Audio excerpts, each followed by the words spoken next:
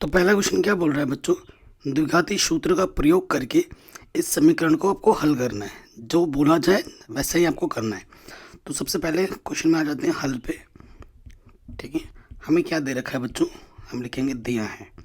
जैसे एग्जाम में लिखना होता है ना प्रेजेंटेशन, वैसे लिखो, कोई शॉर्टकट नहीं। ठीक है, प्रॉपर वे में हम चलेंगे।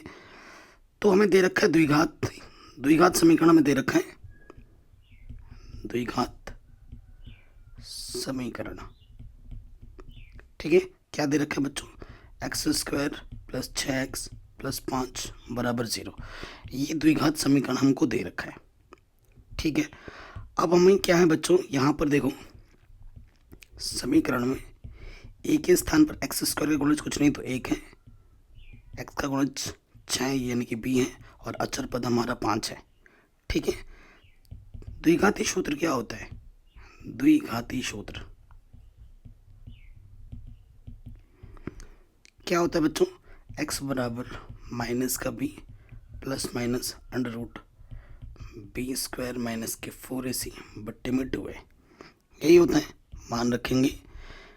माइनस b का मान कितना है 6 प्लस माइनस फिर बी स्क्वायर 6 का वर्ग माइनस के 4, ए है आपका 1 और सी आपका क्या है 5, बट्टे में क्या है 2a, ए है 1, माइनस का 6 प्लस माइनस 6 का वर्ग 36, 4 पंजे 20। ठीक है बेटा, नीचे आगे 2 एक कम, तो प्लस माइनस 36 में से 20 घटाएंगे 16 बचेगा, यहाँ पर 2 आ जाएगा। 16 का वर्गमूल कितना होता है 4। अब आपको एक बार क्या लेना है, प्लस में लेना है, प्लस चिन्ह लेने पर। ठीक है, जब हम प्लस चिन्ह लेंगे तो क्या हो जाएगा, x बराबर माइनस का 6 प्लस के 4 बट्टे में 2 यानी कि माइनस के 2 बट्टे में 2, 2 एक कम, तो x का मान आ जाएगा माइनस के 1। ठीक, अब एक बार ले लो, अब माइनस चिन्ह लेने पर, माइनस चिन्ह लेने पर एकदम सिंपल डिटेल में करवा रहा हूँ, जैसे एग्जाम में लिखना है आपको। अब ले लो, माइनस का 4 लिया था, अब की बार माइनस के 4 आ जाएगा, प्लस के 4 लिया था पहली बार, अब की बार माइनस के 4, तो ये आ जाएगा माइनस के 10 बट्टे में तो 2 पंजे 10, तो x का मान आ जाएगा माइनस के 5। ठीक है, तो ये आपने द्विघाती सूत्र से इसको हल कर दिया। ठीक है बच्चों, मैंने सब कुछ पढ़ा रखा है, एक बार डिस्क्रिप्शन ज़रूर चेक कर लेना। ठीक है, प्ले लिस्ट को ज़रूर चेक कर लेना। अगले प्रश्न पे आ जाते हैं। ये बोर्ड्स में ऐसे क्वेश्चन लगातार पूछे जाते हैं हर साल। इसको आपको पी बट्टे क्यू के रूप में बदलना है, तो हम लिखेंगे बच्चों दिया है, क्या दिया हुआ हमें, देखो x 0.6 के ऊपर बार है ना, यानी कि 6 6 6 रिपीट कर रहा है। ये हमारे पास समीकरण एक है। एक संख्या के ऊपर बार है तो हम क्या करेंगे, 10 से गुणा करने पर, 10 से गुणा करने पर गुणा करेंगे तो यहाँ 10x हो जाएगा, और यहाँ से दशमलव एक स्थान बाद आ जाएगा, 6 ये समीकरण नंबर 2। ठीक है, अब हमें क्या करना होता है, समीकरण 2 में से समीकरण 1 को घटाना होता है। ठीक है, तो ये 10x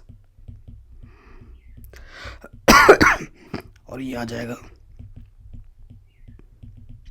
घटाएंगे, देखो घटाने पर क्या होगा, इधर वाला पार्ट दोनों में सेम है, तो ये 0 हो गया, दशमलव के लिए दशमलव, 6 में से 0 घटाएंगे 6 आ जाएगा, और 10x में से x घटाएंगे तो 9x आ जाएगा। ठीक, आगे हल करेंगे, 9x बराबर 6, तो 9 गुणे में इधर के बट्टे में आ गया, 3 दूनी 6, 3 तिया 9, तो ये हमें हमारा आंसर मिल जाएगा 2/3, जो कि p बट्टे क्यू के रूप में, जहाँ p के स्थान पर 2 और q के स्थान पर 3 है। ठीक है, ये हमें हमारा आंसर मिल जाएगा। अगले प्रश्न में आ जाऊँ, इसको सिद्ध करना है कि एक अपरिमेय संख्या है, तो हल में आ जाएंगे, मानते हैं उसका उल्टा, माना 5 प्लस अंडर रूट 3 एक परिमेय संख्या है, उल्टा मान लेते हैं कि क्या परिमेय संख्या है। कोई भी परिमेय संख्या जो होती है वो p बट्टे क्यू के रूप में लिखी जा सकती है अगर परिमेय है, इसलिए 5 अंडर रूट 3 को हम लिख सकते हैं p बट्टे क्यू के रूप में, जहाँ पर q का मान 0 नहीं होता, वह p और q क्या होते हैं, पूर्णांक होते हैं, और और क्या होता है कि HCF जो होता है P और Q का, वो कितना आना चाहिए बच्चों, 1 आना चाहिए। इस टाइप के क्वेश्चन में हमारा लॉजिक क्या होता है कि अंडर रूट को एक तरफ रखो, बाकी सबको दूसरी तरफ। ठीक है, तो यहाँ से क्या हो जाएगा, इधर तो अंडर रूट 3 है, जो प्लस का 5 है उधर आके माइनस के 5 हो जाएगा।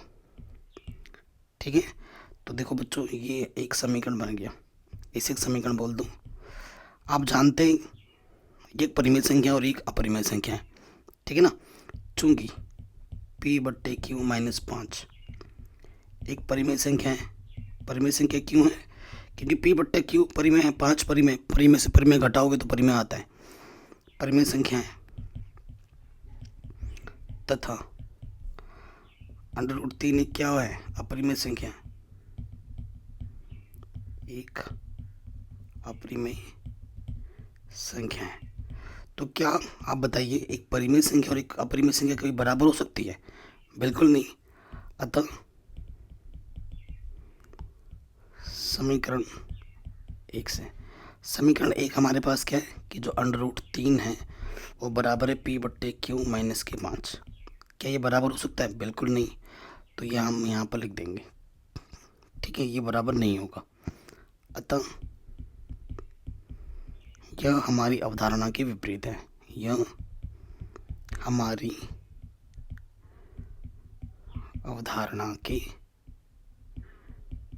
विपरीत है। ठीक है, ये हम लिख देंगे। ओके, कोई दिक्कत वाली बात नहीं है। अतः 5 प्लस अंडर रूट 3 एक अपरिमेय संख्या है। जैसे एग्जाम में लिखना है ना बच्चों, बिल्कुल वैसे लिखवा रहा हूँ।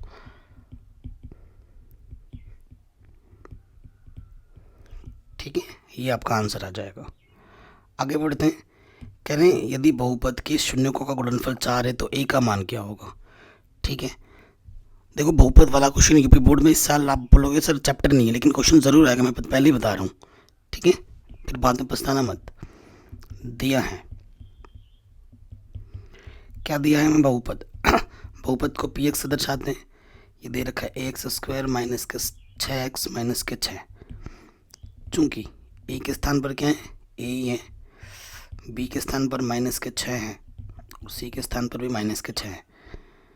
क्या दिया है हमें, हमें दे रखा है शून्यकों का गुणनफल, शून्यकों का गुणनफल हमें दे रखा है, जिसे हम अल्फा गुणा बीटा कहते हैं, वो हमें दे रखा है कितना, 4।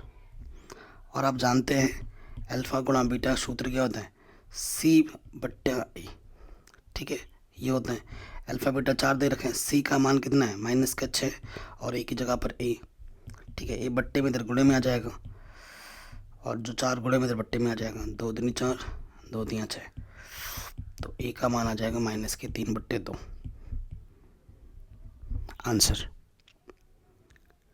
अगले प्रश्न में आ जाओ। कह रहे हैं ये के लिए प्राकृतिक संख्याओं के समुच्चय में हल लिखे। ठीक है, हल को प्राकृतिक संख्याओं के समुच्चय में लिखना है। तो पहले हल कर लेते हैं, ये शानदार क्वेश्चन है, थोड़ा हटके प्रश्न है। तो ये देखिए पहले x + 2y = 9। ठीक है, प्राकृतिक संख्याओं के समुच्चय में हल लिखिए। इसका मतलब क्या होता है कि x का मान आप कुछ भी रखो वो y के बराबर आएगा, y के रूप में लिखना है, और x और y के मान प्राकृतिक संख्याओं के बीच में होने चाहिए। तो आप खुद देखो, तो 2y है ना, प्लस का x इधर आके क्या हो जाएगा, माइनस का x। ठीक, और ये जो 2 गुणे में उस तरफ इधर आके क्या हो जाएगा, बट्टे में आ जाएगा। ये तो पहले एक संबंध बना। ठीक है, तो आपको प्राकृतिक संख्याओं के रूप में लिखना है, और प्राकृतिक संख्या में 0 नहीं होता है। ठीक है, प्राकृतिक संख्या में 0 नहीं होता है। मैं आपको संबंध बना के दिखाता हूँ। देखो, मैं आपको चित्र के माध्यम से संबंध बना के दिखाता हूँ। कुछ एग्जाम्पल लेता हूँ मैं आपके सामने। ठीक है, जैसे ये मेरा y है और ये मेरा x है। ठीक है, तो y किसके बराबर है, 9x - 2 के बराबर है। ठीक है, इसमें संबंध है सीधा सीधा। और नेचुरल नंबर लेना है कि ये भी आपका n होगा और ये भी आपका n होगा। ठीक है, और हल करने पे क्या आना चाहिए, हल करने पे आपका क्या आना चाहिए, n ही आना चाहिए। सो देखो बेटा, अगर मैं x के जगह पे 0 नहीं ले सकता, ठीक है, एक्स के जगह पर मैं 0 नहीं लिख सकता, तो क्या होगा, एक्स के जगह पे तुम 1 रखोगे, एक्स के जगह पे तुम क्या रखोगे 1, यहाँ मैंने 1 रखा, रखोगे यहाँ पर 9 माइनस 1/2, 8/2 यानी कि 4, तो 1 रखने पे आपको 4 मिलेगा। ठीक है, आप 2 नहीं रख सकते, सब आप बोलोगे मैं 2 रख दूंगा तो क्या हो जाएगा, 9 की जगह पे आप 2 रखोगे, अरे दिमाग में कैलकुलेशन पहले ही चलने लगता है मेरे, पता नहीं, 7/2 आ जाएगा। ठीक है, 7/2 प्राकृतिक संख्या नहीं होती है, तो इसलिए जो मान रखोगे वो मान रखने पे आपको, जैसे यहाँ नेचुरल नंबर है ना प्राकृतिक है, तो वो रखने पे प्राकृतिक संख्या ही मिलनी चाहिए, तो नहीं मिल रहा है तो हम 2 को नहीं ले सकते। ठीक है, हम 2 को नहीं लिख सकते, 1 रखा हमें 4 मिला। ठीक है, अब अगर हम 3 रखेंगे एक्स के स्थान पर 3 तो 9 में से 3 घटाएंगे बट्टे में 2, तो 9 में से 3 घटाएंगे 6/2 यानी कि 3 आ जाएगा, तो 3 रखने पे 3 मिला।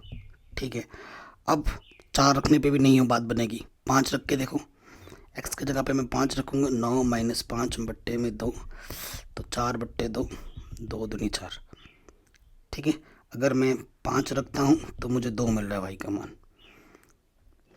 ठीक हो गया, और फिर अगर मैं 7 रखूँ, एक्स की जगह पर अगर मैं 7 रखूँ, 9 माइनस 7/2 तो ये 2/2 हो जाएगा, जो कि आ जाएगा 1, 7 पे 1 मिलेगा। ठीक है, ये क्वेश्चन थोड़ा 11th लेवल का हो गया, कक्षा 11 के लेवल का। अब 8 तुम नहीं रख सकते, देखो अगर 8 रखोगे तो 1/2 आ जाएगा और कोई संबंध नहीं है, तो ये आपका आंसर आ जाएगा एक्स और वाई में। कि नेचुरल नंबर रखोगे तो नेचुरल नंबर ही मिलना चाहिए, प्राकृतिक संख्या एक्स में रखोगे ना तो वाई भी प्राकृतिक आना चाहिए। अगले प्रश्न में आ जाऊँ, ऐसे क्वेश्चन थोड़े हटके कभी कभी आ जाते हैं, ठीक है, तभी मैं प्रैक्टिस करवाता हूँ। पी के किस मान के लिए निम्नलिखित समीकरणों के युग्म का एक अद्वितीय हल है। अद्वितीय हल के लिए बात कर रहे हैं, हमें क्या दे रखा है, हमें दे रखा है, देखो बेटा समीकरण क्या दे रखे हैं, 4x plus P Y plus 8 बराबर 0, परफेक्ट रूप में दे रखे हैं। दूसरा 2x प्लस 2y बराबर 0। E1 कितना है, x का गुणज 4, B1 है y का गुणज p, C1 है 8, A2 है 2, B2 है 2 और C2 भी है 2। ठीक है, प्रश्नानुसार क्या बोला गया है अद्वितीय हल के लिए,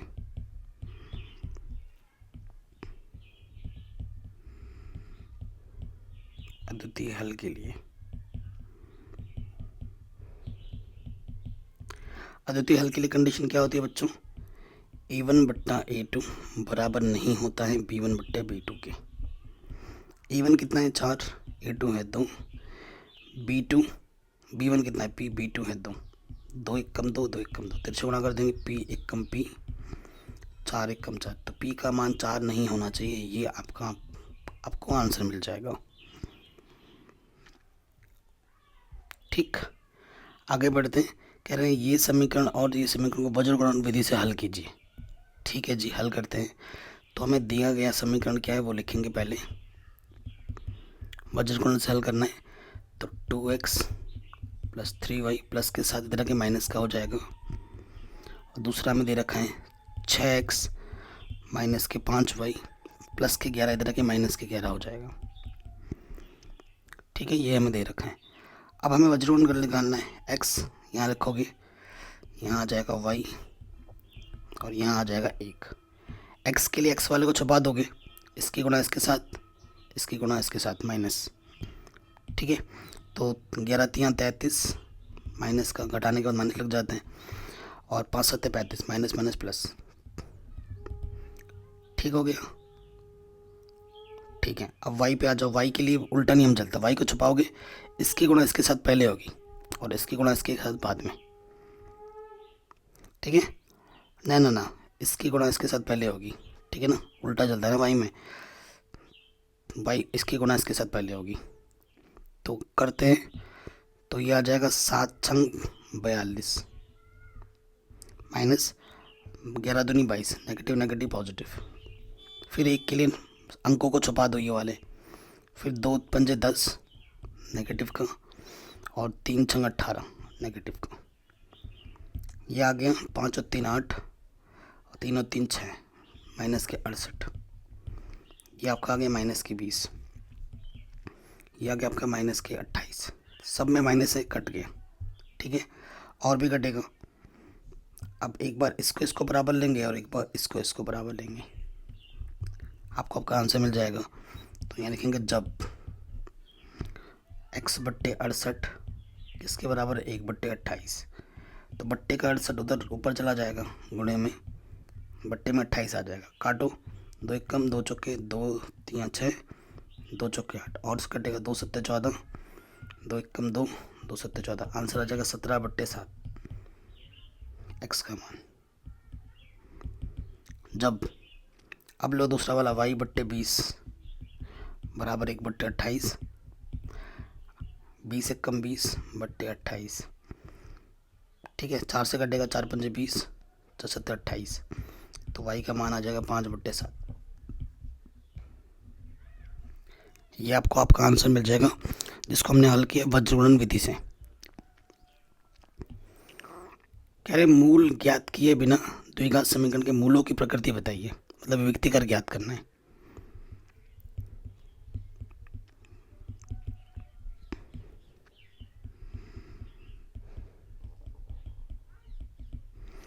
ठीक है, चूंकि ए के स्थान पर क्या है बच्चों 4, बी के स्थान पर क्या है माइनस के 8, सी के स्थान पर है 3, ठीक है।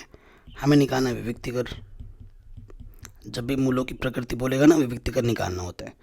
विविक्ति कर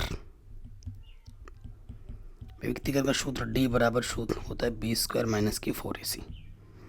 रखते हैं b का मान कितना, माइनस के 8, 4, a का मान कितना है 4, c का मान है 3, 8 8 64, 4 चुके 16 3 48,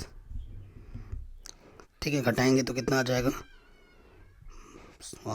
14 में से 8 घटाएंगे 6, और 4 5 16 बचेगा। d का मान आ गया 16। चूंकि d धनात्मक है, इसलिए मूल वास्तविक व भिन्न होंगे। अगर d का मान 0 आता तो मूल वास्तविक और समान होता, और अगर d का मान माइनस में आता तो कोई वास्तविक मूल नहीं होता। कह रहे समांतर श्रेणी का 15वां पद क्या होगा। समांतर श्रेणी पहले ही बहुत दिया है, AP हमें दे रखा है 3 8 ऐसे चल रहा है। चूंकि AP का प्रथम पद है 3, सार्वंतर क्या होता है, द्वितीय पद माइनस प्रथम पद 5। हमें क्या निकालना है प्रश्नानुसार 15वां पद। 15 यानी कि एक कम कर देते हैं, a + 14d, a का मान 3, d का मान 5, 14 पंजे 70 और 3 73। आपका आंसर ठीक। अगले प्रश्न में आ जाओ। कह रहे त्रिभुज ABC में PQ और BC आपस में समानांतर हैं और ये सब मान दे रखे हैं, तो x का मान क्या होगा। पहले तो त्रिभुज बनाओ। ये आपका त्रिभुज है, त्रिभुज का नाम है ABC। BC के समानांतर एक बिंदु रेखा गई है PQ, ठीक है। तो ये P होगा, ये Q होगा। हमें प्रश्न में दे रखा है AP 8 सेंटीमीटर, फिर AP 8 सेंटीमीटर, AB पूरा यहाँ से लेकर यहाँ तक ये कितना दे रखा है 12 सेंटीमीटर। अगर ये 12 है तो यहाँ से लेकर यहाँ तक कितना हो जाएगा, 12 में से 8 घटाओगे तो 4 सेंटीमीटर हो जाएगा, ठीक है। AQ हमें दे रखा है 3x और QC दे रखा है x + 2, तो हमें x का मान ज्ञात करना है, ठीक है। तो हम जानते हैं चूँकि PQ समानांतर है BC इस त्रिभुज में, ये वाली रेखा इसके समानांतर है ना, तो लिख देंगे थेल्स के प्रमेय अनुसार, प्रमेय 6.1 से क्या होता है थेल्स के प्रमेय से, इतना बट्टा इतना बराबर होता है इतना बट्टा इतना। रखें मान यहाँ पर ए पी बट्टे पी बी बराबर होगा ए क्यू बट्टे क्यू सी। ए पी का मान 8, इसका मान 4, ए क्यू का मान 3x और इसका मान x+2। 4 कम 4, 4 दूनी 8। तिरछे गुणा करो, 2x 2 दूनी 4, इधर है 3x, प्लस का 2x इधर आके माइनस का हो जाएगा x का मान कितना आ जाएगा 4। ये आपको आपका आंसर आराम से मिल रहा है। आगे बढ़ते हैं। कह रहे हैं टेन थीटा का मान इतना है तो इसका मान क्या होगा। बहुत आसान क्वेश्चन है, दिया है। क्या दिया है आपको, टेन थीटा दे रखा है, x/y। आप जानते हैं लाला आम लाया कच्चा कच्चा आम, ठीक है ना। यहाँ से आपका साइन होता है, ये कॉस, ये टेन, कॉसेक, सेक, कॉट। तो लंब ऊपर है, आधार नीचे है ना। तो ये आपको क्या दे रखा है, लंब। ये आपको दे रखा है आधार। उस हिसाब से आप चित्र बना लेंगे, ठीक। थीटा यहाँ है, लंब आपको कितना दे रखा है बच्चों, x, और आधार आपको कितना दे रखा है, y। पाइथागोरस प्रमेय से कर्ण क्या हो जाएगा, √x² + y² हो जाएगा। प्रश्न में ना आपको साइन थीटा और कॉस थीटा चाहिए तो वो अलग से निकाल लो, क्योंकि साइन थीटा क्या होता है, लंब बट्टे कर्ण, और कॉस थीटा होता है आधार बट्टे कर्ण, ठीक है। मान निकाल लेते हैं। और लंब हमारे पास कितना है बच्चों, x, कर्ण हमारे पास है x² + y², आधार हमारे पास है y, और ये चीज़ हमारे पास x² + y², ठीक है। अब यहाँ आ जाएंगे प्रश्नानुसार।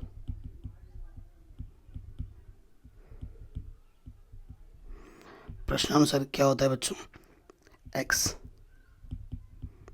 Sine theta + y cos theta, ये है।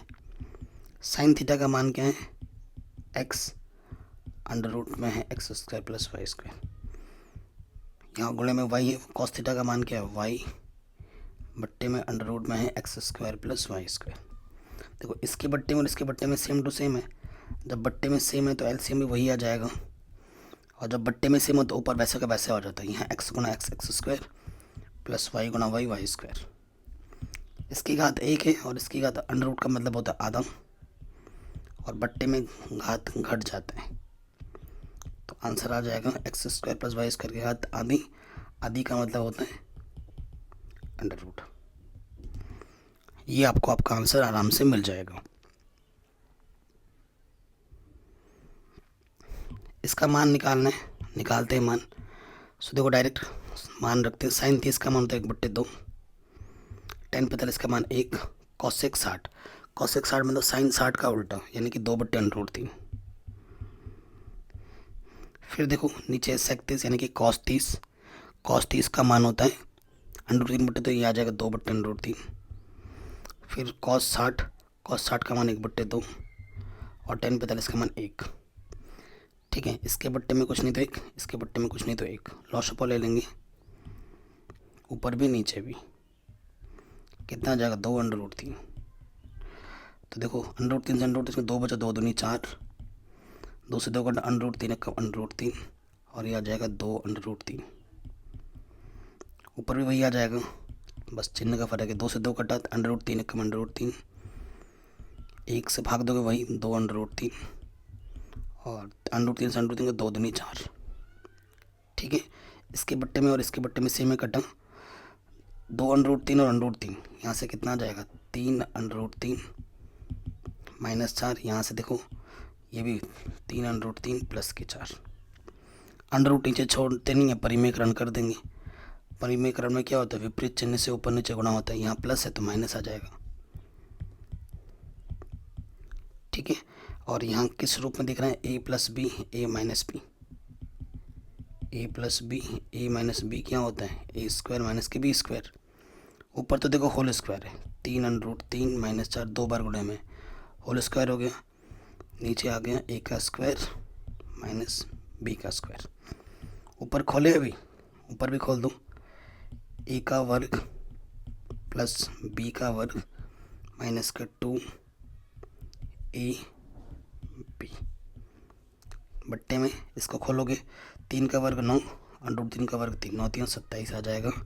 और चौचक्कू 16, ये भी वही आएगा 27, चौचक्कू 16, 8 3 24 √3।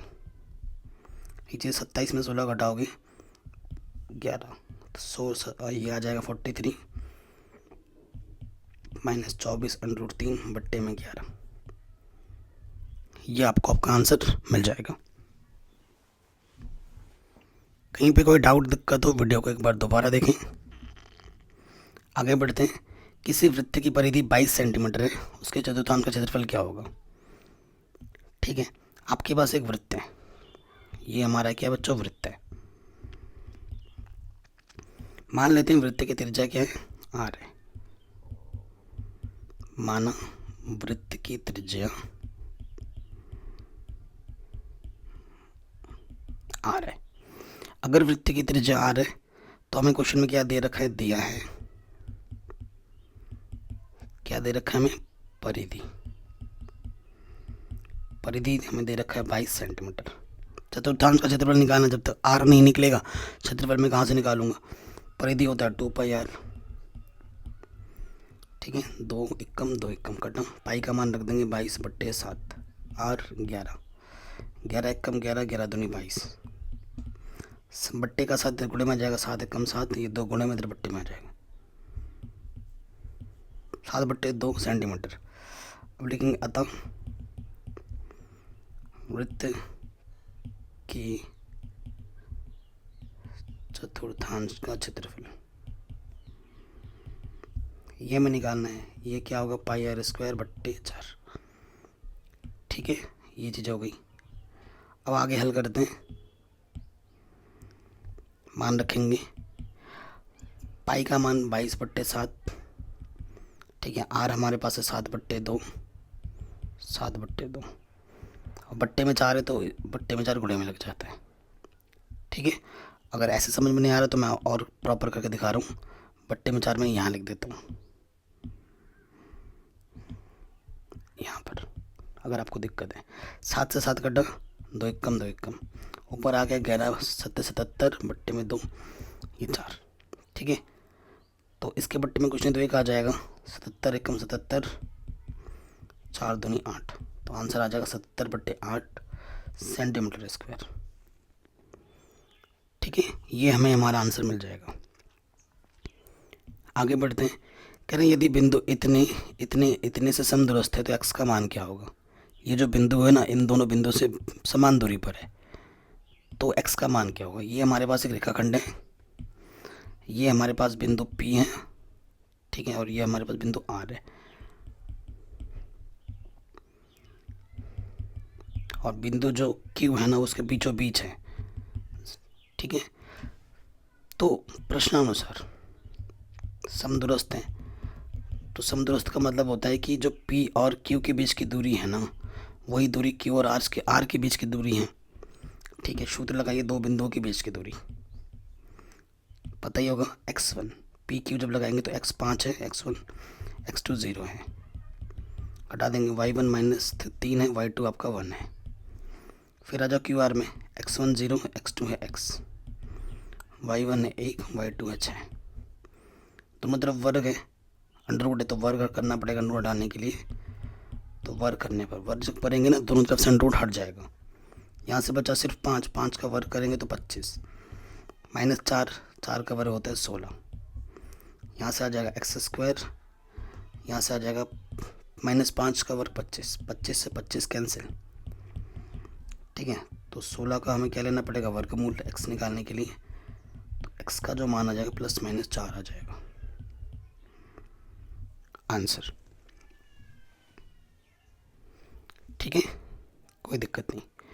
अगले प्रश्न में आ जाइए। कह रहे त्रिभुज ABC में BC डी इस प्रकार है कि ADC BAC के बराबर है, तो हमें ये चीज़ सिद्ध करनी है। मैं आपको चित्र बना के दिखाता हूँ। आपके पास एक त्रिभुज है, क्या नाम है उसका, ABC। कह रहे हैं जो ADC है ना वो BAC के बराबर है। AD दिख रहा है आपको, AD कैसे आएगा, BAC। BC पर बिंदु D इस प्रकार है कि बी सी पर बिंदु डी है, इस प्रकार है कि जो ए डी सी है वो किसके बराबर है, बी ए सी के बराबर है। ये क्वेश्चन आपको काफ़ी बार पूछा जाता है बोर्ड एग्जाम में। ये चीज़ हमें दे रखा है, ये हम लिख भी देते हैं यहाँ पर। चित्र तो बना दिया, प्रश्न पढ़ के दिया क्या है बच्चों कि जो कोण ए डी सी हैं वो आपस में बराबर है बी ए सी के। चित्र में भी मैंने दिखा दिया है। हमें सिद्ध क्या करना है वो हम लिख देते हैं। सिद्ध करना है कि जो सी ए स्क्वायर है वो किसके बराबर है, C B into C D. देखो सी ए स्क्वायर, एक बार सी ए यहाँ मिलेगा छोटे वाले त्रिभुज में और एक बार सी आपको बड़े वाले त्रिभुज में मिलेगा। तो इन दोनों त्रिभुज को आपको क्या दिखाना है, समरूप। तो लिखेंगे त्रिभुज, क्या लिखेंगे, सी ए बी व त्रिभुज सी डी ए में। ठीक है। अब आप देखो इन दोनों त्रिभुजों में सबसे पहली बात तो ये चीज़ बराबर दे ही रखी है ना। जो आपका ए डी सी है, कोण ए डी सी वो बराबर है कोण बी ए सी के। ये हमें दे रखा है, एक कोण हमें पहले से ही बराबर दे रखा है। और देखो बच्चों, जब तुम छोटा वाला त्रिभुज लोगे तब भी सी आएगा, जब तुम बड़ा वाला त्रिभुज लोगे तब भी सी आएगा। ठीक है। तो कोण सी बराबर कोण सी उभयनिष्ठ है। क्यों बराबर लिख रहे हैं, क्योंकि दोनों में उभयनिष्ठ कोण है। अतः एंगल क्राइटेरिया से जो त्रिभुज है सी ए बी वो समरूप हो जाएगा त्रिभुज सी डी ए के। ठीक है। अब जब दो त्रिभुज आपस में समरूप होते हैं तो उनके संगत भुजा का अनुपात आपस में बराबर होता है। ठीक है। तो यहाँ से देखो बेटा क्या आ जाएगा, सी ए बट्टे में सी डी गुणे में आ जाएगा सी बी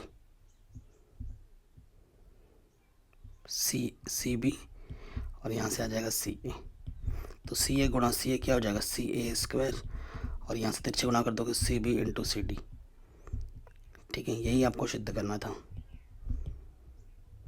हैंस प्रूव्ड। बहुत इंपॉर्टेंट क्वेश्चन है। आगे बढ़ते हैं।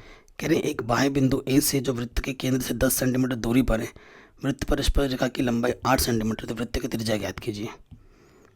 ठीक है। आपके पास एक वृत्त है। ठीक है। यहाँ वृत्त का ये केंद्र है, वृत्त के केंद्र से बाह्य बिंदु ए से ये आपका बिंदु ए हो गया, यहाँ ले लेते हैं, ये आपका बिंदु ए हो गया। इस बिंदु से ना जो दूरी है केंद्र से वो 10 सेंटीमीटर है, और उस बिंदु से जो स्पर्शरेखा आप बना रहे हो ना उसकी जो दूरी है वो 8 सेंटीमीटर है। तो यार त्रिज्या की लंबाई क्या होगी, ये त्रिज्या हुई, इसको मैं बी बोल देता हूँ इस पॉइंट को। तो मैं मान लेता हूँ त्रिज्या हमारी क्या हुई, आर बोल देता हूँ। ये लंबाई हमें ज्ञात करनी है। तो हम जानते हैं प्रॉपर पूरा लिखना पड़ेगा, पर मैं 10.1 से जो कोण बी होगा वो कितना होगा, 90 डिग्री का होगा। कोण बी कितना होगा बच्चों, 90 डिग्री का होगा। आप जानते हैं कि जो स्पर्श रेखा होती है और त्रिज्या जो होती है उनके बीच में 90 अंश का कोण बनता है, और यहाँ 90 अंश का कोण है तो यहाँ मैं पाइथागोरस प्रमेय लगा सकता हूँ। ठीक है। त्रिभुज ए बी ओ में पाइथागोरस प्रमेय से, पाइथागोरस प्रमेय क्या होता है, कर्ण का वर्ग। कर्ण हमारा ए ओ है, ए ओ का वर्ग ठीक है किसके बराबर हो जाएगा, बी ए का वर्ग प्लस ओ बी का वर्ग।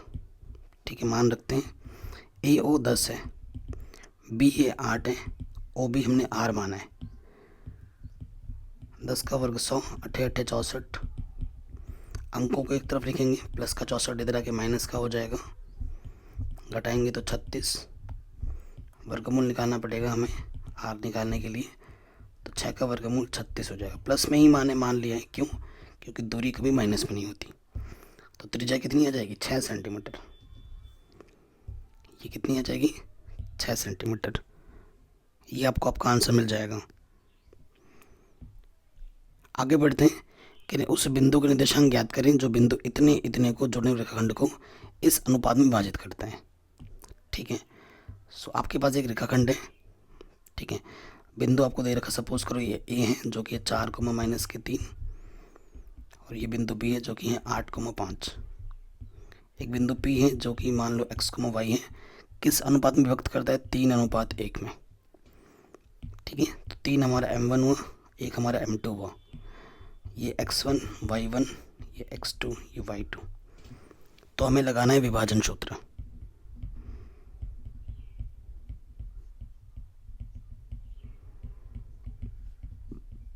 विभाजन सूत्र लगा देंगे तो क्या हो जाएगा विभाजन सूत्र से? x बराबर क्या होता है? m1 x2 plus m2 x1 m1 plus m2। ठीक है, तो m1 का मान है 3, x2 का मान है 8, m2 का मान 1 और x1 का मान है 4, m1 प्लस m2। तो यह आ जाएगा 8 3 24 प्लस 4/4 28/4, 4 7 28। तो x का मान आ गया 7। p x का मान आपको कितना मिल गया? 7। अब y का मान चाहिए। y का सूत्र क्या होता है? m1 y2 plus m2 y1 बट्टे में m1 प्लस m2। m1 का मान 3, y2 का मान है 5, m2 का मान 1, y1 का मान है -3। m1 प्लस m2, 5 3 15 -3 बट्टे में 4, 12/4, 4 3 12। तो y का मान आ गया 3। तो जो आपका आंसर आ जाएगा वो हो जाएगा 7,3 जो बिंदु होगा। कह रहे यदि किसी बेलन की ऊंचाई 14 सेंटीमीटर हो और उसके वक्र पर क्षेत्रफल इतना हो तो उसका आयतन ज्ञात करना है। ठीक है, आंसर देखो कैसे होगा। आपको एक बेलन दे रखा है, ये बेलन है हमारे पास। ठीक है, तो ये बेलन की यहाँ से यहाँ तक त्रिज्या हुई r और ये उसकी ऊंचाई h हुई। ठीक है, सो हमें क्वेश्चन में दे रखा है h, आपको h दे रखा है कितना? 14 सेंटीमीटर। आपको त्रिज्या नहीं दे रखा है। जब तक त्रिज्या नहीं दे रखा है तो आयतन कैसे निकालोगे आप? हमें दे रखा है वक्र पृष्ठीय क्षेत्रफल बेलन का, वक्र पृष्ठीय क्षेत्रफल, वक्र पृष्ठ बोला है, ये भी ध्यान रखें, संपूर्ण नहीं बोला है। जो दे रखा है 264 सेंटीमीटर स्क्वायर। सूत्र क्या होता है इसका? इसका सूत्र होता है 2πRh। ये हमें दे रखा है 264। ठीक है, 2 से काटो, 2 1 कम 2, 2 3 6, 2 दूनी 4। पाई का मान 22/7 r ऐसे, और h का मान दे रखा है हमें 14 और ये है 132। 7 से काटो, 7 दूनी 14, तो 2 से कटेगा, 2 छंग 12, 1 2 छंग 12। ठीक है, 22 से कट जाएगा, 22 3 63, 22 3 66 63 बोलो। तो बेसिकली r का मान कितना आ गया? 3 आ गया, 3 सेंटीमीटर। ठीक है ना, इसलिए प्रश्नानुसार हमें क्या निकालना है? आयतन निकालना है। इसलिए बेलन का आयतन, सूत्र क्या होता है बेलन का आयतन का? πr²h। पाई का मान होता है 22/7, r का मान हमारे पास आया 3 × 3 और h हमारे पास 14। 7 दूनी 14, 3 3 9। ठीक है, और 22 दूनी 44, 44 × 9, 9 चौको 36, हासिल लगा 3, 9 चौको 36 और 3 39। इतना सेंटीमीटर क्यूब आंसर आ जाएगा। ठीक है, आगे बढ़ जाओ। कह रहे हैं अल्फा और बीटा द्विघात समीकरण के शून्य को तो इसका मान ज्ञात कीजिए। बहुत ही शानदार क्वेश्चन है। सॉल्यूशन हमें क्या दे रखा है बच्चों? बहुपद दे रखा है आपको 2x² प्लस के 7x प्लस 5। ठीक है, जहाँ पर a के स्थान पर क्या है 2, b के स्थान पर 7 और c के स्थान पर है 5। बिल्कुल सही बात। तो हमें प्रश्नानुसार क्या निकालना है? प्रश्नानुसार जो हमें निकालना वो लिख लो, alpha plus beta plus alpha beta. अगर आप ध्यान से देखें तो ये क्या शून्यकों का योगफल और ये क्या है शून्यकों का गुणनफल। शून्यकों का योगफल का सूत्र होता है -b/a और अल्फा गुणा बीटा का होता है c/a। दोनों के बट्टे में ए है, ऊपर आ जाएगा माइनस बी प्लस सी। तो बी का मान है 7, सी का मान है 5 और ए का मान है 2। तो माइनस के 2/2, 2 1 कम 2, आंसर आ जाएगा माइनस का 1। ठीक, कह रहे हैं 8 के प्रथम 15 गुणजों को निकालिए। 8 का गुणज अगर आप लिखें, मतलब 8 का पहाड़ा, एक तरीके का ये AP बनाता है। 8 का 8, 8 दूनी 16, 8 24 चलता रहता है। चूँकि E हमारे पास 8 है, D भी 8 है, ठीक है। 15 गुणज N हमें 15 दे रखा है, हमें SN निकालना है। चूँकि SN बराबर क्या होता है सूत्र, N/2 2A + N - 1 into D होता है। अब इसको हल कीजिए। N का मान है 15, A का मान है 8 और D का मान है 8। ठीक है, आप चाहो तो यहाँ से रहने दो। 8 दूनी 16, ठीक है, प्लस 14 गुणे 8, 15/2 16, हल करो। 8 चौके 32, हासिल लगा 3, 8 एकम 8 और 3 11, 112। 15/2 गुणांक जोड़ो, 6 2 8, 1 और 1 2, 128। काटोगे 2 छंग 12, 2 चौके, तो 15 गुणा 64 करके जितना आएगा ना उतना आपका आंसर होगा। ज़रा मुझे कमेंट करके बताना कितना आया बेटा गुणा करने पर। ये आपको आपका आंसर मिल जाएगा। ठीक है, आगे बढ़ते हैं। कह रहे हैं एक बक्से में 3 नीले, 2 सफ़ेद और 4 लाल कंचे। एक कंचा यादृच्छा निकाला जाता है, उस कंचे के सफ़ेद होने की प्रायिकता बतानी है। आपके पास एक बक्सा है, क्या बेटा, एक बक्सा है। ये हम एक बक्सा बनाते हैं, हमारे पास एक बक्सा है। इस बक्से में 3 नीले गेंद हैं, ठीक है। हमें क्या दिया है, यहाँ लिख देता हूँ।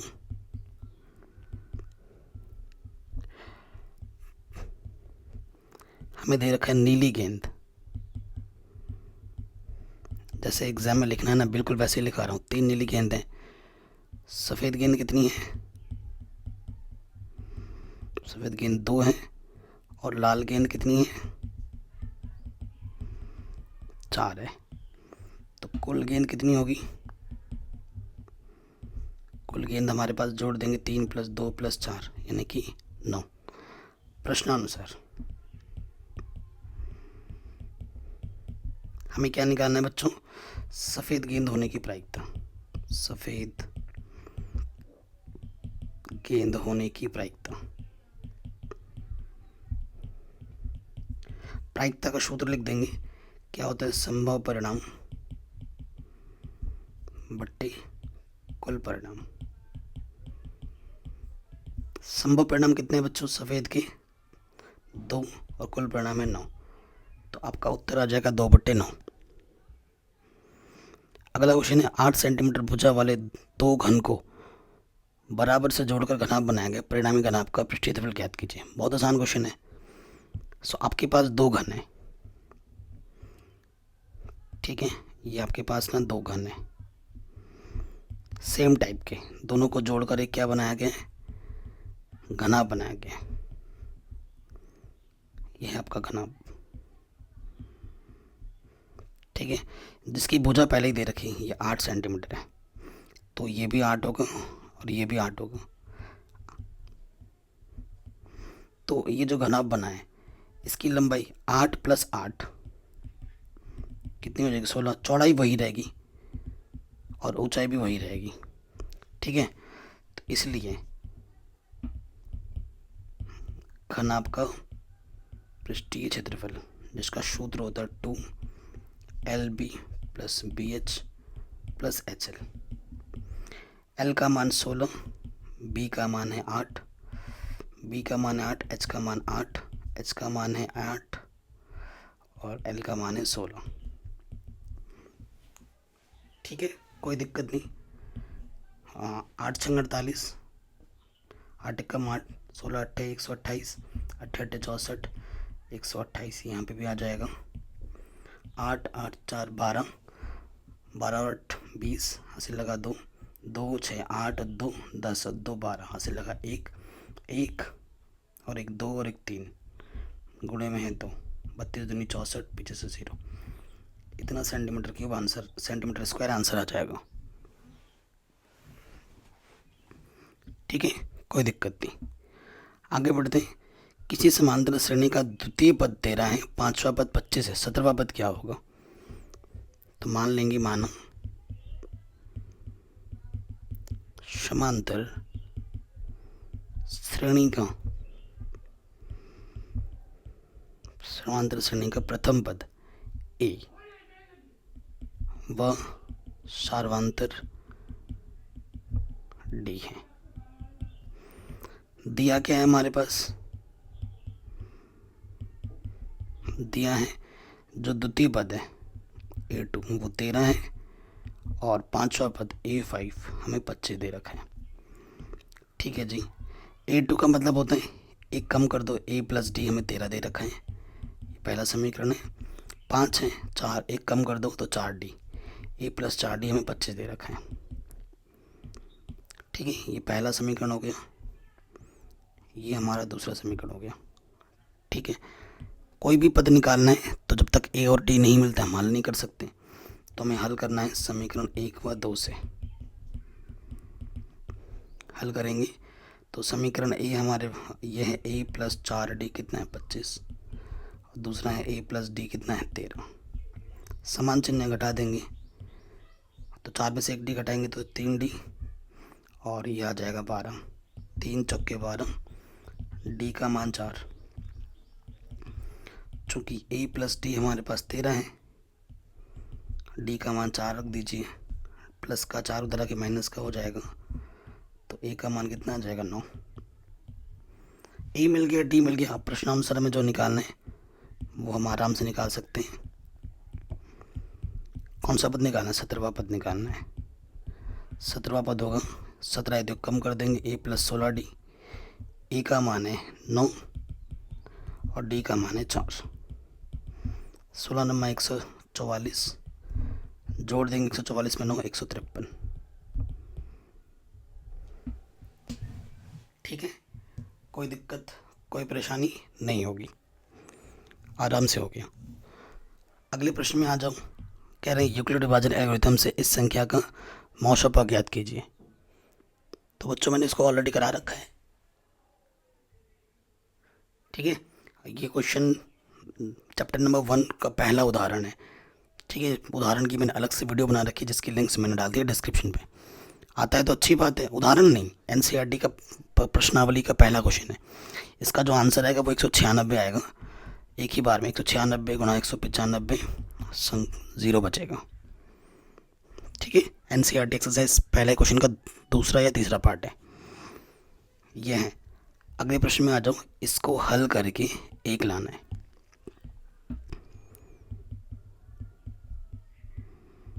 बायां पक्ष लेने पर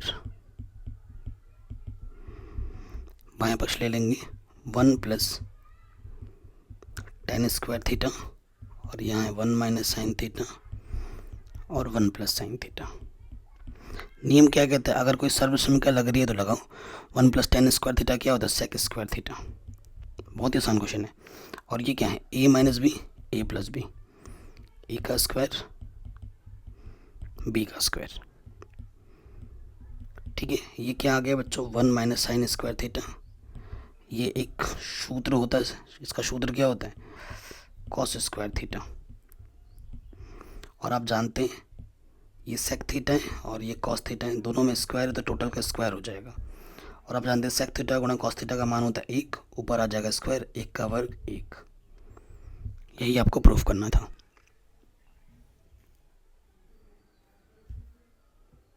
ठीक हो गया।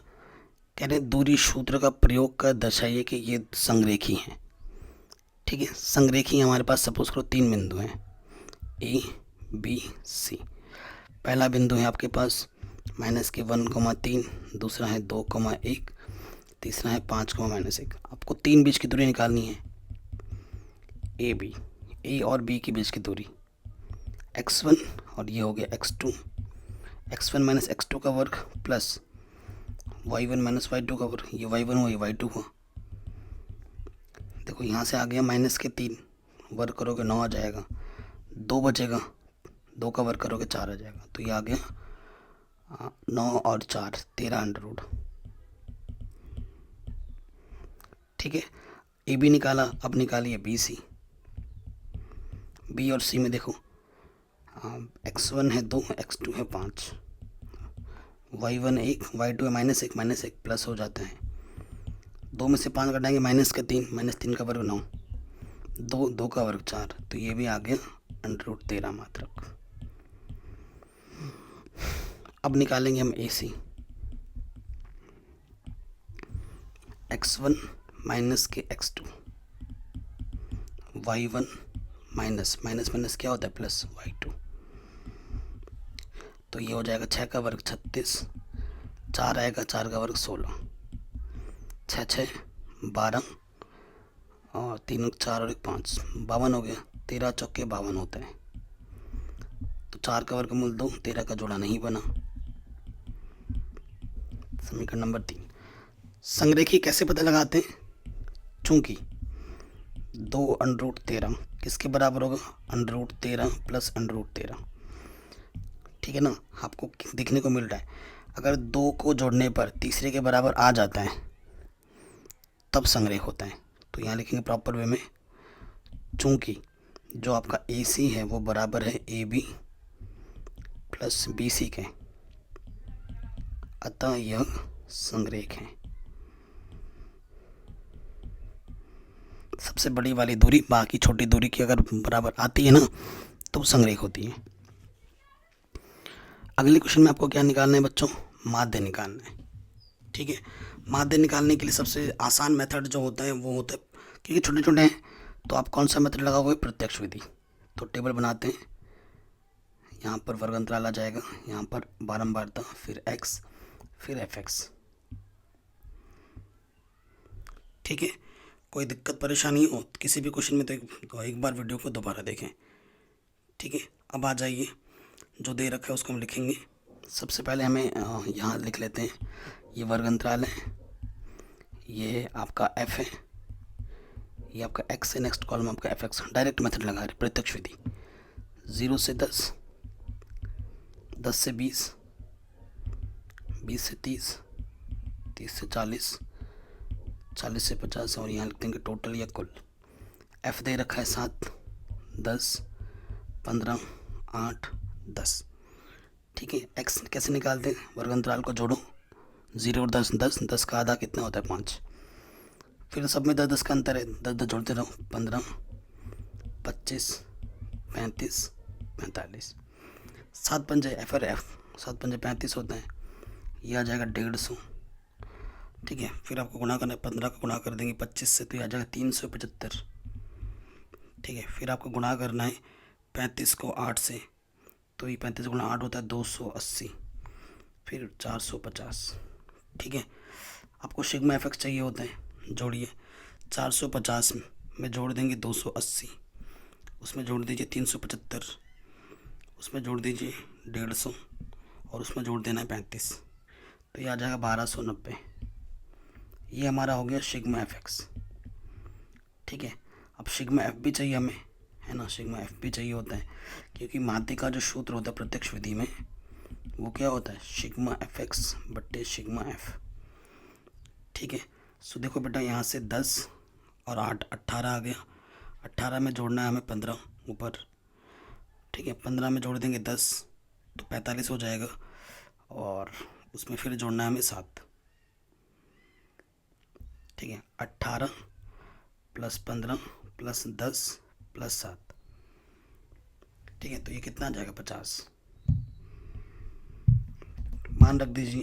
तो ये 1290 बट्टे में है 50, 0 से 0 कटा, 129 बट्टे 5। भाग देना आता होगा सबको, भाग दे देंगे 5 से, 5 दूनी 10, 5 बचे 25, 5 दशमलव 5 8 40। आंसर ये आपका माध्य आ जाएगा।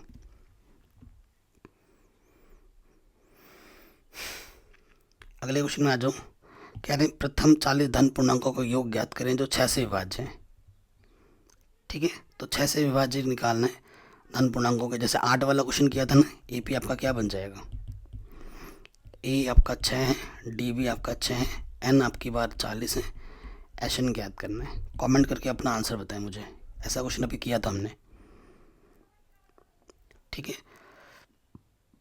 अब नेक्स्ट क्वेश्चन है, कह रही है वाई के किस मान के लिए ये संरेख हैं, यानी कि त्रिभुज के त्रिभुज 0 लेते हैं संरेख के केस में, चूंकि त्रिभुज पी क्यू आर का क्षेत्रफल 0 होगा, क्योंकि ये संरेख है। संरेख की स्थिति में क्या होता है बच्चों, 0 होता है। और आपका ये क्या है बेटा, x1 ये y1 ये x2 ये y2 ये x3 ये y3। और सूत्र क्या होता है त्रिभुज का, 1/2 x1 y2 minus y3 x2 y3 minus के y1 x3 y1 माइनस के y2, यही होता है। रखिए मान x1 का मान कितना है 1, y2 है y, y3 है 16, x2 है 3, y3 है 16, y1 है 4, x3 है माइनस का 3, y1 है 4 और y2 है y। ये देखो उस गुणे में इधर के बट्टे में आ जाएगा, 0 के बट्टे कुछ भी जाए 0 हो जाते हैं, तो इसका काम ख़त्म। ये आ गया y माइनस 16, 12 12 3 36, 3 से गुणा करेंगे 7 3 12, ठीक है, और plus minus minus plus 3y, ठीक है। तो ये 3y और एक y कितना हो गया 4y, और इधर से देखो प्लस के 36, और ये हो गया 36 में से आपको क्या घटाना है 12 और 16 28 घटा देना है माइनस के, 8 बचेगा प्लस के, और प्लस के 8 इधर के माइनस का हो जाएगा, 4 गुणे में इधर के बट्टे में आ जाएगा, 4 दूनी 8, तो y का मान आ जाएगा माइनस के 2। ठीक है, ये आपका आंसर आ जाएगा। अगले प्रश्न में आ जाइए, कह रहे हैं दिखाइए कि ये कॉस ए के बराबर होता है। बहुत ही आसान प्रश्न है। देखो बाएं पक्ष में सेक कोई सर्वनाम का नहीं लग रही तो साइन कॉस में बदल देंगे। सेक को हम लिखते हैं 1/cos, टेन को लिखते हैं साइन बट्टा कॉस।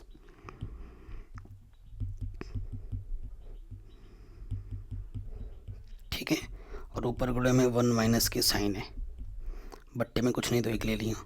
ओके, कॉस गुणा कॉस, ये हो गया कॉस, नीचे सेम है तो ऊपर वैसे का वैसे आ जाएगा, और यहाँ बट्टे में 1 है, ऊपर क्या है 1 माइनस साइन है। अब आप खुद देखिए ये किस रूप में, a plus B A minus B, इस रूप में ऊपर, जिसका सूत्र होता है ए स्क्वायर माइनस के B square, A square minus के बी स्क्वायर। कॉस ए गुणा 1 कम कॉस ए, ठीक है, 1 माइनस साइन स्क्वायर है, नीचे है cos A. 1 minus sine square क्या होता है बेटा, कॉस स्क्वायर है। तो कॉस स्क्वायर का मतलब होता है 2 बार गुणे में कॉस गुणा कॉस, बट्टे में ऑलरेडी कॉस है तो कॉस से कॉस कटा, आंसर क्या आ गया कॉस। यही आपको सिद्ध करना था। अगले प्रश्न में आ जाते हैं। क्या बोला जा रहा है, रैखिक समीकरण युग्म, इसका और इसका आलेख खींचे और हल करें, यानी कि ग्राफीय विधि से हल करना है इसको। तो हल करते हैं, आसान सा प्रश्न है। सबसे पहले हम लिखेंगे दिया है, जो 2 समीकरण दे रखे हैं उसको हम लिख लेते हैं। पहला समीकरण हमें दे रखा है x प्लस वाई बराबर 7, ठीक है, और दूसरा हमें दे रखा है 2x माइनस के 3y बराबर 9, ठीक है। आपको हर एक समीकरण से कम 2 बिंदु निकालने होते हैं। तो हम पहले वाले समीकरण में आ रहे थे समीकरण 1 से, ठीक है। समीकरण 1 बहुत ही आसान है, x प्लस वाई बराबर 7। तो हम क्या बनाते हैं, डब्बा बनाते हैं, ठीक है, डब्बा बनाते हैं क्योंकि आसान है तो आराम से हो जाएगा। यहाँ x, ये देखो हम क्या लिखेंगे यहाँ पर, यहाँ x लिखेंगे, यहाँ y लिखेंगे। देखो अगर x का मान मैं 0 मानूंगा तो x छुप जाएगा तो y बराबर 7 आ जाएगा, और अगर मैं y बराबर 0 मानूंगा तो y छुप जाएगा, x बराबर 7 आ जाएगा। 2 बिंदु फट से मिल गए अलग अलग, ठीक है। अब आ जाइए समीकरण नंबर 2 से, ठीक है। समीकरण नंबर 2 में आ जाते हैं। ये छोटी छोटी चीज़ें हल करनी आपको आनी चाहिए। समीकरण 2 है क्या है, हम एक बार लिख लेते हैं, 2 2x माइनस के 3y बराबर 9। ठीक है, ये चीज़ है। ओके, ये चीज़ हमारे पास होनी चाहिए।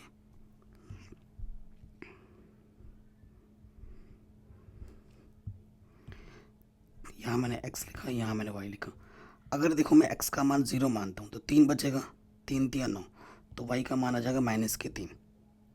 ठीक है, और अगर मैं y का मान 1 मानता हूँ, अगर मैं y का मान 1 मानता हूँ, माइनस का 1 मानता हूँ, y का मान मैंने माइनस 1 माना, तो माइनस 1 माइनस माइनस प्लस हो जाएगा, प्लस का 3 इधर के घट जाएगा, 9 में से 3 घटेंगे 6 आ जाएगा, तो 2 3 6, तो x का मान कितना आ जाएगा 3।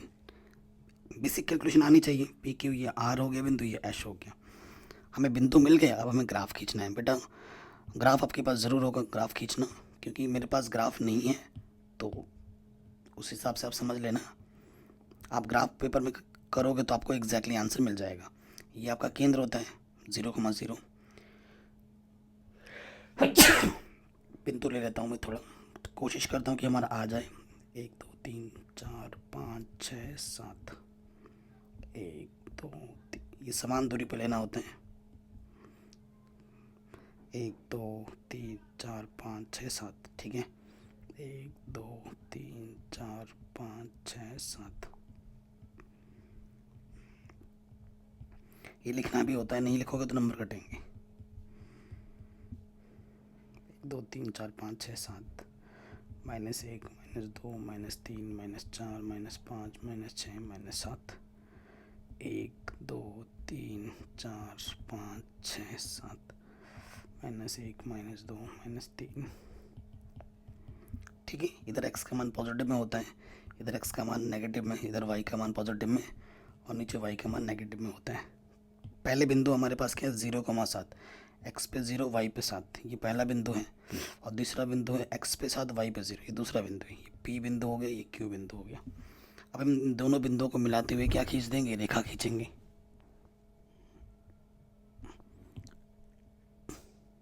ये रेखा खींच दी हमने, और समीकरण ऊपर लिख देंगे। क्या है समीकरण, x + y = 7। ठीक है, दूसरा समीकरण का जो बिंदु आया था x पे 0 y पे -3, x पे 0 y पे -3 आर बिंदु, और अगला बिंदु था कि x पे 3 जाना है और y पे -1। ठीक है, x पे 3 y पे -1 एश बिंदु है। इन दोनों बिंदुओं को मिलाते हुए रेखा खींचेंगे। ठीक है, तो ये कटान बिंदु यहाँ पे कहीं पे आ रहा है। तो देखो लगभग जो आंसर आएगा वो देखो, x पे कितना गया और y पे कितना गया, ये बिंदु हमें देना है। ये बिंदु क्या कहते हैं इसको, प्रतिच्छेदित बिंदु,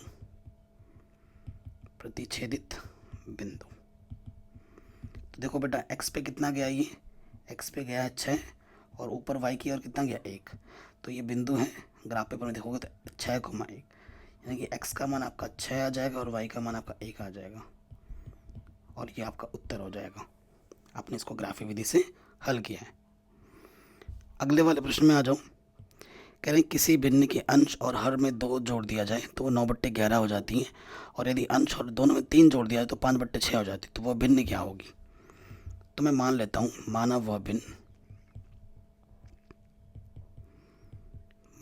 भिन्न क्या है, x/y है। x आपका अंश हो जाएगा,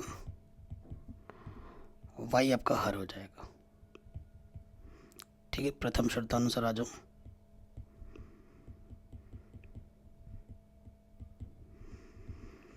प्रथम शर्त में क्या है, कह रहे जो आपका भिन्न है ना x/y में, ऊपर भी 2 जोड़ा जाए, नीचे भी 2 जोड़ा जाए, अंश और हर में 2 जोड़ने पर वो 9/11 हो जाती है।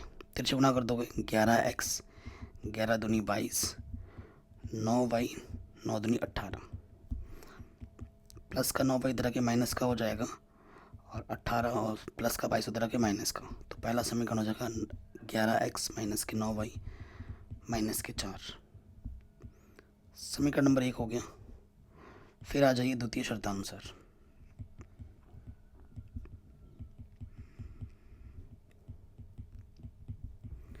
द्वितीय शर्त में ये बोला गया है कि अंश और हर में दोनों में अगर 3 जोड़ा जाए, ऊपर भी 3 नीचे में 3, तो वो 5/6 हो जाती है। तिरछे गुणा करोगे, 6x 6 3 18, 5 से 5y 5 3 15, प्लस का 5y इधर के माइनस का, प्लस का 18 उधर के माइनस का 6x माइनस के 5 y, ये आ गया माइनस के 3, तो ये आ गया समीकरण नंबर 2। ठीक है, अब हम क्या करेंगे, इसको हल कर लेंगे। ओके, तो हल करते हैं समीकरण 1 व 2 से। ठीक है, तो अब आप खुद ही देखिए, हल करते हैं। इसमें 11 है तो इसमें 11 से गुणा कर देना x हटाने के लिए, इसमें 6 से गुणा कर देना, तो 11 छंग 66x, 11 6 नम 54 y और 6 चक्कू 24, ये 11 छंग 66x। ठीक है, 11 पंजे 55 और 11 तियाँ 33। समान घटाने पर चिन्ह बदलता है। ये घटा 55 में से 54 घटाएंगे तो y, 33 में से 24 घटाएंगे 6 और 3 9, तो y का मान आ गया 9। y का मान समीकरण 1 में रख दो या 2 में रख दूँ, जो आपको सही लगे, चूँकि 2 में रखते हैं। 6x माइनस के 5y, हमारे पास माइनस का 3 था। ठीक है, माइनस का 3 प्लस के ये 5y हो जाएगा, y का मान है 9, 5 9 45, 45 में 3 घटाएंगे तो 42, 6 7 42, तो x का मान आ गया 7। x और y का मान हम यहाँ रख देंगे, तो x का मान 7 है, y का मान 9, y का मान कितना है 9 है, तो वो जो भिन्न होगी वो 7/9 होगी। ठीक है, ये आपका आंसर आ जाएगा।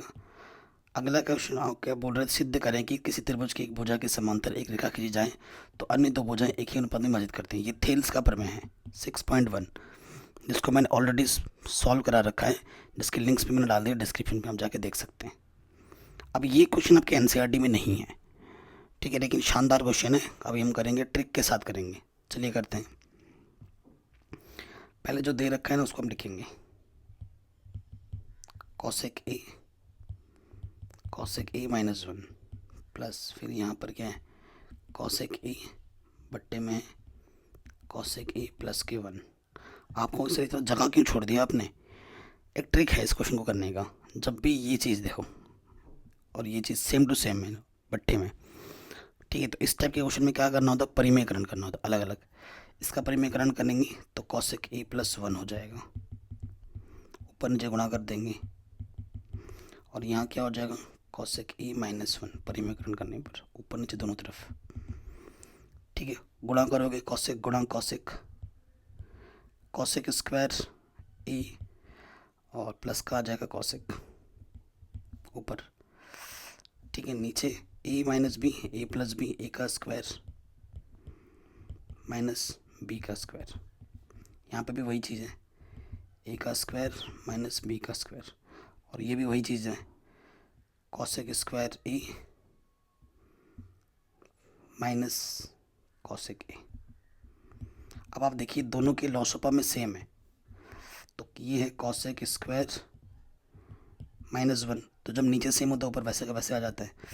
cosec स्क्वायर a प्लस के cosec a plus cosec square a minus के cosec a, प्लस माइनस कटा cosec स्क्वायर क्या आ जाएगा 2 cosec स्क्वायर। ठीक है, बट्टे में क्या है cosec स्क्वायर माइनस 1, तो आपको पता है 1 प्लस cot स्क्वायर थीटा होता है cosec स्क्वायर थीटा। ठीक है, तो प्लस के cosec स्क्वायर इधर के क्या हो जाएगा, और सॉरी प्लस का 1 इधर के जाके क्या हो जाएगा माइनस का 1, तो ये हो जाएगा cot स्क्वायर थीटा के बराबर। तो यहाँ पे आ जाएगा cot स्क्वायर a। तो आंसर जो चाहिए वो नहीं मिला है, तो cosec को हम लिख सकते हैं 1/sin स्क्वायर, और cot को लिख सकते हैं 1 cos स्क्वायर बट्टे sin स्क्वायर। इसके बट्टे में sin स्क्वायर, इसके बट्टे में sin स्क्वायर कटा, यहाँ से क्या बचा बट्टे में cos स्क्वायर, और 1/cos मतलब क्या होता है sec, तो ऊपर जाके क्या हो जाएगा sec स्क्वायर। यही तो प्रूफ करना था, हो गया आराम से। ठीक है, कई टीचर इसको क्या करेंगे साइन बट्टे कॉस में बदलेंगे फिर हल करेंगे, बट नहीं, उसमें बहुत टाइम लग जाएगा। हमेशा एक सिंपल ट्रिक बता रहा हूँ, जब भी ऐसे क्वेश्चन आपको दिखे ना नीचे सेम है तो क्या करना है परिमेयकरण कर देना है कि यहाँ फट से आंसर आ गया। अगले क्वेश्चन पे आ जाते हैं। एक समतल जमीन पर खड़ी मीनार की छाया उस स्थिति में 30 मीटर अधिक लंबी हो जाती है, जबकि सूर्य का 19 कोण 60 से घटकर 30 हो जाता है। मीनार की ऊंचाई ज्ञात कीजिए। देखो ये ज़मीन है, ठीक है, पहली स्थिति है, ये आपका मीनार है, ठीक है, मीनार है। फर्स्ट स्थिति में जो उन्नयन कोण बन रहा है ना, वो कितना बन रहा है, 60 डिग्री बन रहा है। और उस स्थिति में मान लेते हैं छाया की लंबाई x है, मीनार की लंबाई h मान लो। थोड़ी देर बाद यहाँ पे आ जाता है मान लो, और यहाँ से जब उन्नयन कोण बनता है ना थोड़ी देर बाद, तो 60 से घटकर 30 हो जाता है, और जो छाया की लंबाई पहले की अपेक्षा 30 मीटर बढ़ जाता है। यहाँ से लेकर यहाँ तक 30 मीटर है, तो टोटल कितना हो जाएगा, x + 30। तो हमसे h का मान निकालना है। ये बोल दो a है, ये पॉइंट b, ये c और ये d है, ठीक है। ये 90 अंश का कोण बनता है। तो बस दोनों दो समकोण त्रिभुज बने होंगे, ये वाला और ये वाला। इनको हल करो, ऑटोमेटिकली आंसर आ जाएगा। छोटे वाले में जो त्रिभुज BCD में ये निकालना है और ये भी निकालना है, संबंध लगाओ। CD बट्टे CB, कोण के सामने वाली भुजा लंब होती है, लंब बट्टे आधा tan थीटा, थीटा कितना है 60, तो h बट्टे x हो जाएगा 60, tan 60 का मान होता है √3, तो h बराबर आ जाएगा √3x, ठीक है। पुनः त्रिभुज ACD में ये निकालना है, और ये आधार है हमारा, ये पूरा चाहिए आपको, है ना। तो आ जाएगा CD बट्टे AC, लंब बट्टे आधा tan थीटा, थीटा आपकी बात 30 है, CD h है, AC क्या है x + 30 पूरा, यहाँ से लेकर यहाँ तक, tan 30 का मान 1/√3, तिरछे गुणा कर देंगे, x + 30 से कम x + 30, और ये है h √3, ठीक है। तो h का मान तो हमें पता ही है यहाँ पर, तो h का मान रख देंगे √3x, और गुणे मान 3 है, ये प्लस का x इधर गया माइनस का हो गया, √3 3x माइनस का x, ये आ गया 2x, काटोगे 15 आ जाएगा x का मान, ठीक है। x का मान उठाकर यहाँ रख दोगे तो h बराबर आ जाएगा 15 √3। तो जो मीनार की ऊंचाई होगी वो 15 √3 होगी। ये क्वेश्चन हो गया। ये जो प्रश्न है बेटा वो 11.2 की प्रश्नावली क्वेश्चन नंबर 1 है, ठीक है।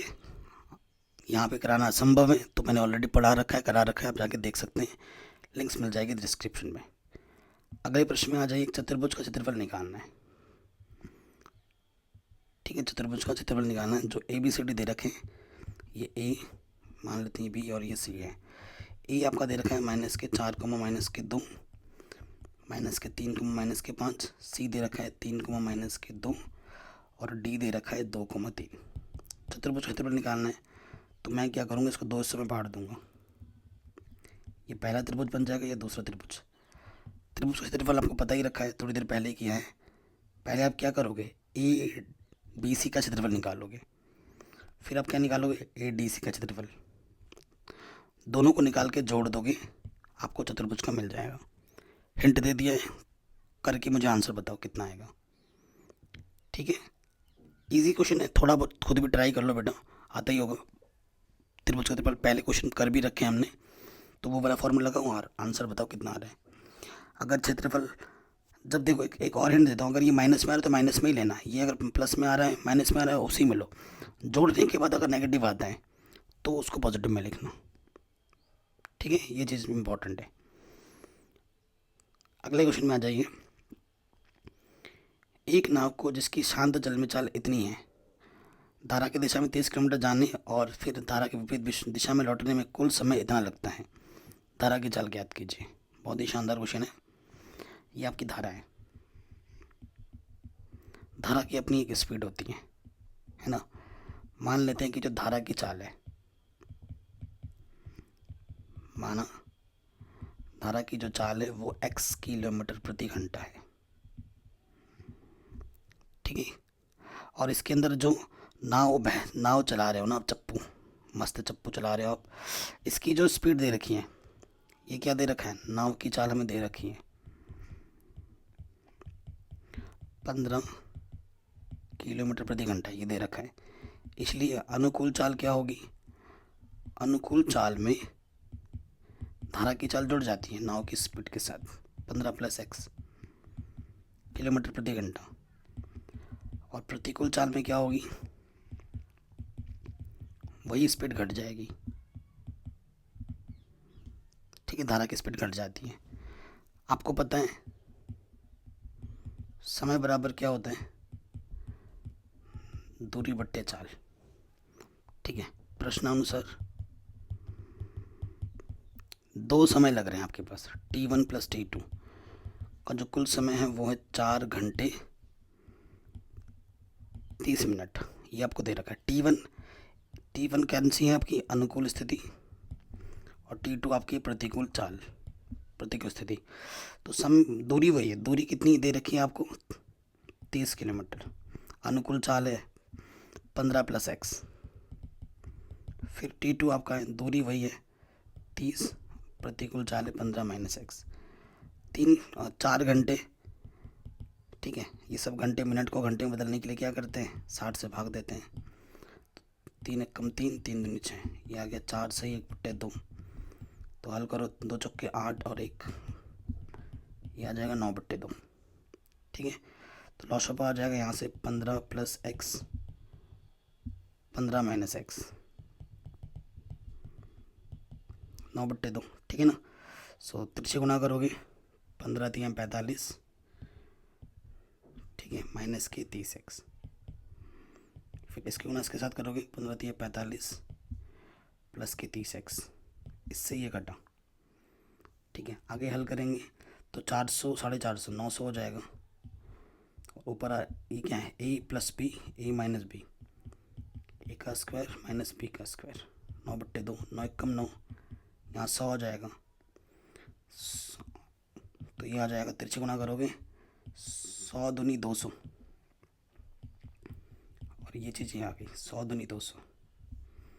ठीक है, तो नेगेटिव वाला 15 का वर्ग होता है 225, प्लस का इधर आके माइनस का हो गया, और नेगेटिव का इधर आके पॉजिटिव, 25 बचेगा, वर्गमूल आ जाएगा 5। प्लस माइनस आता है लेकिन प्लस के लेंगे क्योंकि स्पीड कभी माइनस में नहीं होती। तो जो धारा की चाल होगी, है ना, धारा की जो चाल होगी वो क्या होगी, 5 किलोमीटर प्रति घंटा। एक बार डिस्क्रिप्शन ज़रूर चेक कर लेना पड़ना, ऐसे ही ढेर सारे इंपॉर्टेंट क्वेश्चंस मैंने ऑलरेडी करा रखे हैं।